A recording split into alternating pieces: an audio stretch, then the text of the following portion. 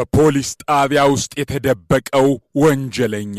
እንደ አውሮፓውያን አቆጣጠር በ2019 በታይላንድ አንድ ሌባ የሰረቀውን ሞተር ሳይክል ይዞ በከፍተኛ ፍጥነት በማምለጥ ላይ ሳለ የፖሊስ መኪኖችን ድምፅ ሲሰማ በድንጋጤ መንገድ ስቶ ይሮጥ ጀመር። ሌሊት በመሆኑና አካባቢው በጨለማ ስለተዋጠ ፖሊሶች እንዳያዩት ለመደበቅ ሲል በአቅራቢያው ወደ ነበረ አንድ ትልቅ ግቢ በሚስጥር ዘሎ ገባ።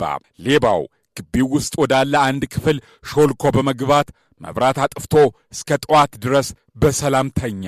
ነገር ግን ጠዋት ሲነጋና ዓይኑን ሲገልጥ በድንጋጤ ደረቀ። ምክንያቱም ተኝቶ ያደረው አዲስ በተገነባና ገና አገልግሎት ባልጀመረ የፖሊስ ጣቢያ የእስር ቤት ክፍል ውስጥ ነበር። ይባስ ብሎ በሩ በራሱ ጊዜ የሚዘጋ በመሆኑ ሌባው ከክፍሉ መውጣት አልቻለም። ከሰዓታት በኋላ አዲሱን ጣቢያ ለመጎብኘት የመጡት ፖሊሶች እስረኛ በሌለበት ክፍል ውስጥ አንድ ሰው ተቆልፎበት ሲጮህ አገኙት።